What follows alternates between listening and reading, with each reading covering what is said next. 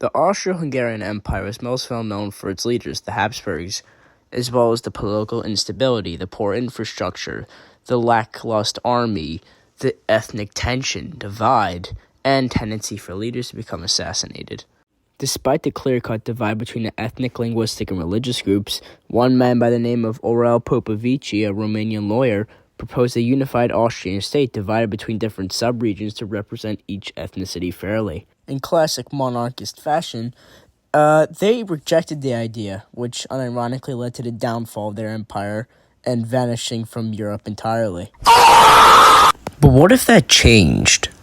What if in a different timeline, Franz Josef listened to Aurel's ideas and Austria-Hungary federalized? What if it survived to the modern age? In this video, we'll be discussing the very social and political impacts of that very idea. The year is 1914, and the supposed assassination of Franz Ferdinand never happened. This is because the Austrian Empire never went through with the annexation of Bosnia, which didn't anger as many Serbs. How World War I starts in this timeline is a little different, though.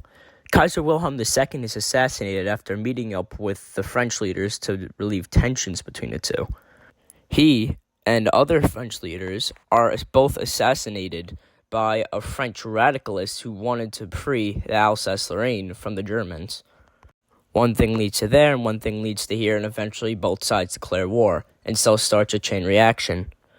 It wouldn't be till 3 years later, though, in 1917, when the Austro-Hungarian Empire finally joins in the war. The war would run another 2 years till 1919 as a result of the Austro-Hungarian Empire joining in.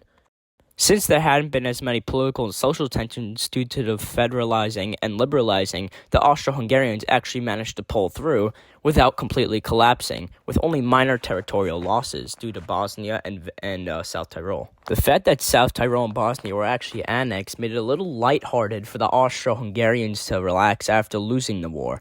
This gave them more time to focus internally, not externally, on potential threats, especially since they just lost a major war.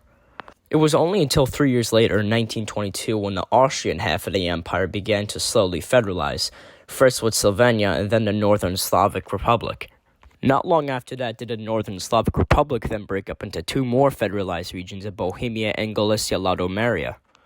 Then, amidst some social tensions, Galicia-Lodomeria broke up into Galicia and then Lodomeria, Lodomeria being primarily Ukrainian and Galicia being primarily Polish. Even after going to parliament and striking against the Hungarians, they still wouldn't federalize, and in 1925, the former Austrian half of the empire declared war on the Hungarians, and leading into a civil war. As the Austrians, Bohemians, Ukrainians, Slovenians, and Croatians pushed east and west, the Hungarians pushed even further east and committed some mass atrocities, actually.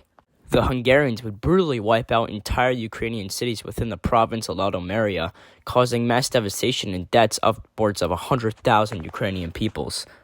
This would later be known as the Ukrainian Genocide, which lasted all the way from 1925 to 1927, only did the civil war end in January 3rd of 1928. Since the Hungarians lost, internally they had to pay massive war reparations, especially to Lodomeria, as they had to personally finance and oversee the reconstruction of the province. As well as being financially unstable during the time, they were also massively federalized. The internal kingdom of Hungary was now split up. Any ethnic Hungarian land was of course given to the state, but any non-ethnic Hungarian land was then federalized into separate provinces. These provinces would be known as Illyria, with a Croatian majority, Vojvodina, with a Serbian majority, Transylvania, with a Romanian majority, Sudetenland, with a Hungarian majority, but it couldn't be connected to the actual Hungarian province because there was too many Romanians in between. Then Lodomeria was expanded as much of the former Hungarian land was, of course, Ukrainian majority, and Slovakia became an official state, which began to grow close ties with the Czech state. At this point in time as well, Bohemia was renamed to Czechia. During the same time, outwards externally across Europe, there had been a heightened amount of radical ideologies such as communism, fascism, and anarchism. And now being 1931, things were about to heat up.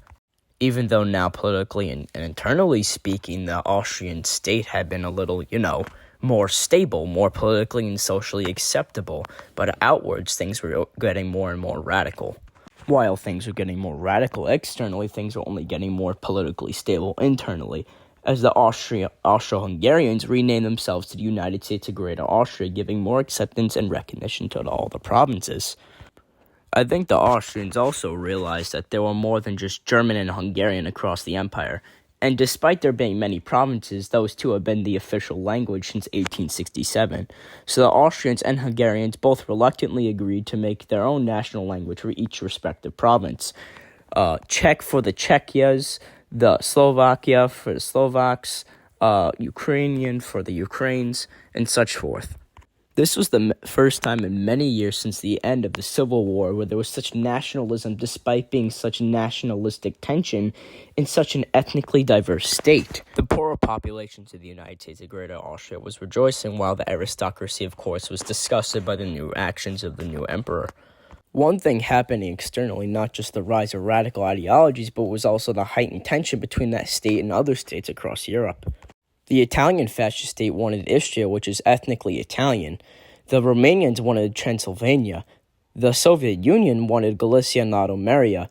And the Germans wanted Austria and, of course, Sudetenland. So simultaneously, the Yugoslavic state, the Italian fascist state, the Communist Republic of Germany, the Soviet Union, and Romania all declared war on the United States of Greater Austria. Despite giving up a resilient fight and working together in somewhat harmonic practices, the United States of Greater Austria fell within 7 weeks. This also kind of marked the beginning of World War II, and as a result, new borders were drawn between the Romanian, Yugoslavic, German, Soviet, and Italian states. The Italians not only took Istria, but also Croatia. The Yugoslavs took Vojvodina and the rest of Croatia. The Germans took Slovakia and Austria, the Romanians expanded into Transylvania, and the Soviets took Galicia and Lodomeria. Due to the extremism and radicalism of the Romanians and Yugoslavs, and feeling that they need to retribute all the Ukrainians that were genocided out of existence less than 12 years ago, they began genociding innocent Hungarians. This would then lead to the greatest genocide ever faced on the European continent, as 650,000 innocent Hungarians were executed violently. Half of Budapest was completely wiped out. Entire villages went extinct. Entire regions of Hungarians were wiped out. Almost all Hungarians in Svakiland were completely disintegrated and tried to be forgotten, thrown into gas chambers, thrown up against walls, and gunned down. It was one of the worst genocides ever. After the end of the Hungarian genocide, which is roughly till 1943, all the remaining Axis powers invaded the Soviet Union, which then invaded back, as the Allies were invading from the south. The United States of Greater Austria would then gain independence, and despite the loss of majority Hungarian populations in some regions, the province retained all of its former territory. The former provinces of Galicia and Lodomeria would be merged to create a puppet state governed by the USSR, a part of the Eastern Bloc, and Slovakia would gain the mountainous region of Rusian, which was formerly a part of Ukrainian Lodomeria province. Instead of Turkey being the hub where the U.S. would station all of its nuclear arms aimed at the Soviet Union, the United States of Greater Austria was. The United States of Greater Austria then became a beacon of democracy in the East in an otherwise unlikely communist atmosphere. Eventually, after much protest, the Rusian people would gain their own province in 1974. Also the same year, the United States of Greater Austria would be renaming themselves to the Danubian Federation to be more inclusive to even more new ethnicities. In 1979, the province of Trieste was added, with the capital city being Trieste. Then the province of Swabia, which was an ethnic German minority near Svakiland, was also added to be a province. In 1984 and 85, respectively, Eastern and Western Sudetenland became a new province and then merged into the Greater Sudetenland as a separate province. Eventually, the Cold War would come to an end, and Galicia Lodomeria would gain closer ties to the former state that it used to be a part of. Now the former provinces work in harmony together in a beautiful, shining beacon of democracy that managed to pull through during one of the greatest times of ethnic and religious and political and social tension and survive to the modern age. The United States of Greater Austria, or the Danubian Federation's impact in the world cannot be ignored. Being the home to 86 million people, the Danubian Federation is one hell of a home.